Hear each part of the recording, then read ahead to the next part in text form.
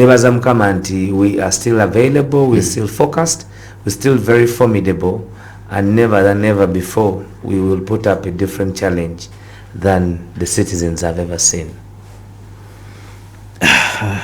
Waiswa. Era nerero ndabe biwandiiko. Abintu bino ndowozezza nti bwe mpulidde ng'oyogera ku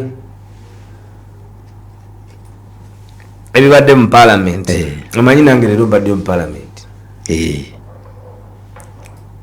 Ngezeeko ku kizimbe ekiramulwa n'abafere. Obaddeyo? Kati ekigambo kyenjogedde ekyo kabakwata ekyo. Naye mbaddeko ku kizimbe mafiya gy'alamulira ne mwami Finito. Eriyo erinnya epya lye baatumye abantu omuntu, kakati nange nja kulikuumirayo mwami Finito. Nga tugenze okudiscussinga ensonga ya etteeka lya Anita Among ne mwami Lumu ne mwami Mpuuga ly'abantu basatu. Etteeka lye limaze ate ne lizuuka nti lyabwe bokka basatu. Kubanga oludda ezo n'enzira ez'abantu abagamba nti bavuganya gavumenti n'abavuganya gavumenti bonna balisimbidde kuuli. N'abali mu gavumenti bananyini gavumenti nabo bagambye nti ate wadde twagala okumega ne tuluma naye ate bwe tunaleeta lino etteeka tujja kuba tunafuyiza nnyo. Naffe twagala tubbe ngeri atujjukiza nti obubbi bubi. Wulira owanaalemu yeewuunya lumu amugamba nti tuli babbi kituufu naye twagala n'atukubako ku mukono agaye nti sukaali ekako ow'abaana gwe bananwa ku nkyo totwala yenayena. Eni yali mu bigaali. Kuba kuga nti tetunafuya nnyo. NRM egamba tetunafuya nnyo. Ekyokubiri NRM babadde bagezi bapikinze liifu ya Grace Bingira. Grace Bingira babagamba nga tebanaba kubeera nga bakyali ku side yali alina obusobozi obukyusa ebintu. Nga babagamba okutereeza amakomera ne bagaana.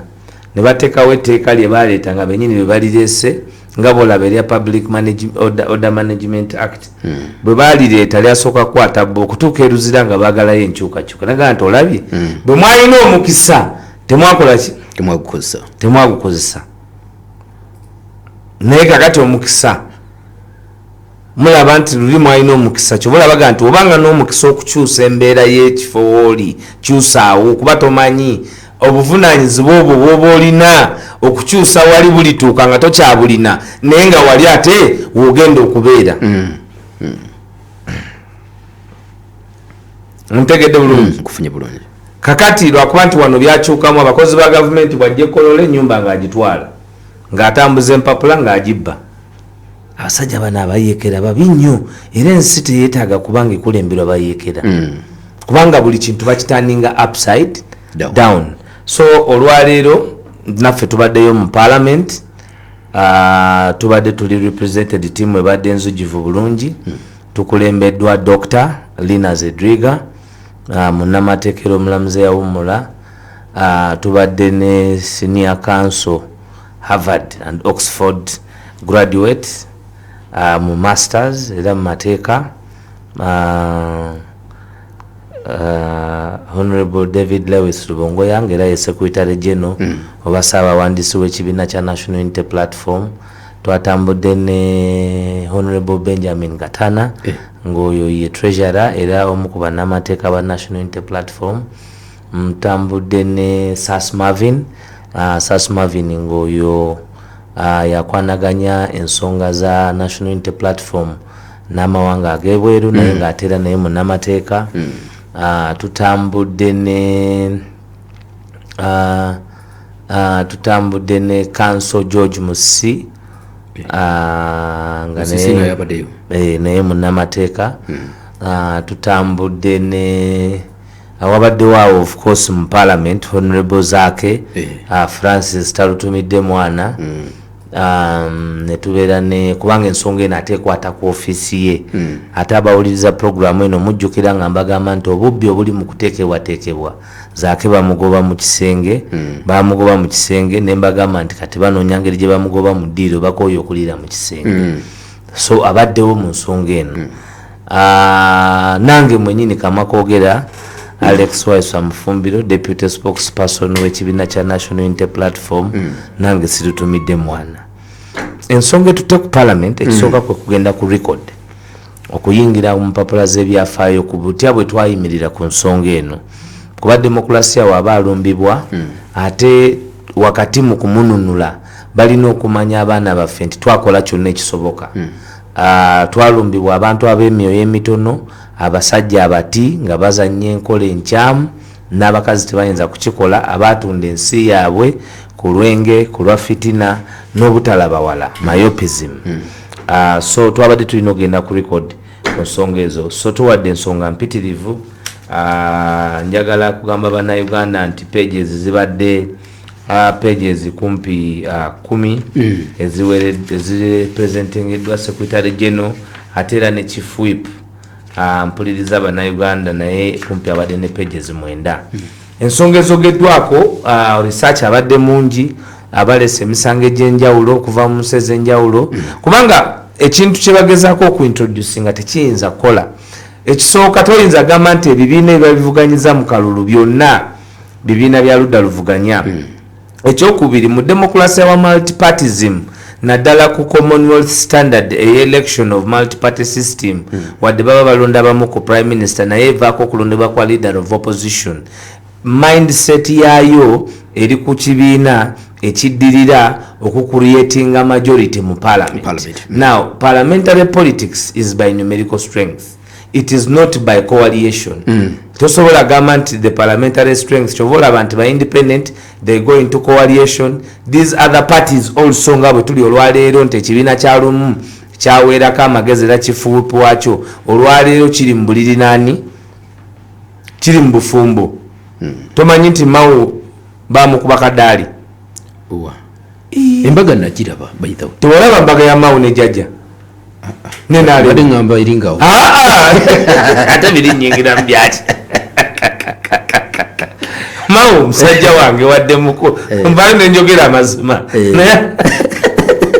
eyo sinza bigendamu kayongo ndeka namulaba ennaku zino naye musajja wange yayingira yayingira mulaba confirmed kakati boyode bali mu bufumbo nene abali mu bufumbo baga nti tujja kuba tumeze nnyo netukola ki netuluma.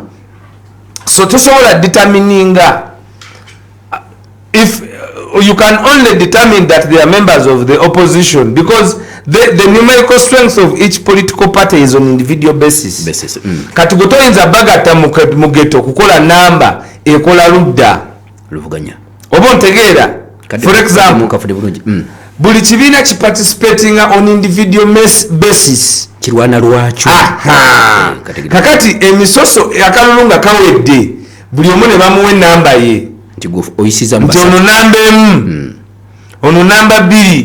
Kakati mu demokrasiya government tebala namba 3 nga ne bolaba mu mupiira namba 3 ga yasamberuzazi match.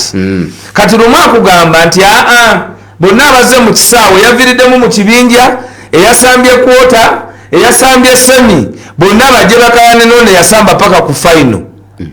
Wakiwulirawo nti ente tugambe nti kubanga kati nga mu byalo nti namba 2 atwala nte basamba kati obampa example yawa NUP foot soldiers NUP foot soldiers tournament etojjere egenda maaso kale tugambe kawempe tutente kawempe tutente n'embuzi kawempe betwale ente n'embuzi tuwe banyawo kati hati abatayombe abanakwata ekyokubiri bani abatayombe timu abasi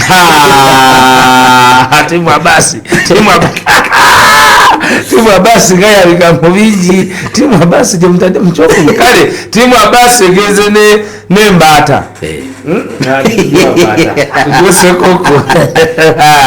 omanyi muno mulumu mulimu abakuba timu abasi kakati bo bibanyumira ebiriwo ne timu abasi timu yabasa ate nange ndi banga ndi member wa timu abasi goli timu ki oli timu abasi why kati bintabula simanyi bizibu kwanga biri timu abasi efunye seko biri mu jeke kakati naye nga timu abasi eyandibadde timu ya kakati tugambe nti Kawempe ewangudde ente n'embuzi kati waliwo embuzi eyakutte ekyokumeka ekyokubiri kakati ye lumu agamba nti embuzi eyo ono akutte ekyokubiri agigabane ne media team agigabane ne Makindye agigabane ne Nakawa agigabane ne Firebase Army kubanga bo tebawangudde bonna bafuneko kati yembala teriyo tuyinza gaba mudaali gwa wakubiri ate nogamba nti n'owokuna akole ki neyakoma mu kyokuna nti akole ki ayambale olunaku omukolo kwe bagabira emidaali kwe mukolo luli bwenna mwe bubeerawo tiimu ezisambye ku olwo fayino teyinza kuba fayino gwalolabeko fayino nga tiimu bbiri zisambye olunaku lwe lumu era fayino fena tugyetegekera kakati mu results z'ebyobufuzi mu demokrasiya ngezaako okunnyonnyola atuwuliriza lwaki etteeka lya lumu liba limenya ebyafaayo by'ebyobufuzi era tekirinawe kikola mu nsi yonna genda e Bungereza gye tugoberera genda e Singapore genda e India jangu Bahrain jangu all democracies eza Commonwealth abantu abafugibwako amatwale ga Bungereza gye tujja lino etteeka ly'okukola bwe tuti tewali we kiri kakati lumu akireeta kibe ekyebyafaayo mu Uganda nga kimenya ne amateeka structure ya constitution eya multiparty because abantu basalawo miliyoni 3 ne bagamba nti kakati Museveni afunye miliyoni 3 Kyagulanyi Robert Sentamu afunye miliyoni 6 ate kyabwewusa ogamba nti zine miliyoni 3 ezono zafunye okufuuka leader of okufuna nga lwe ludda olugenda okuvuganya NUP nti ate ze miliyoni 3 ozigatte neyafuna obululu 2,000 kiba tekivaayo okitegedde for example ekibiina ekitaleese presidential candidate okiteeka ku weighing scale kinaye nga kyaleeta omubaka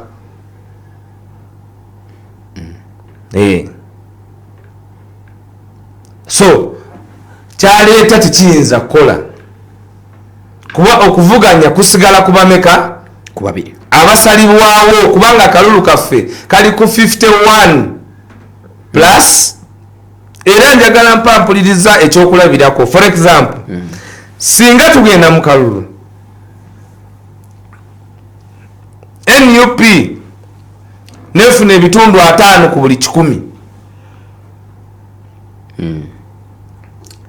UPC akale kangambe DP nefuna obululu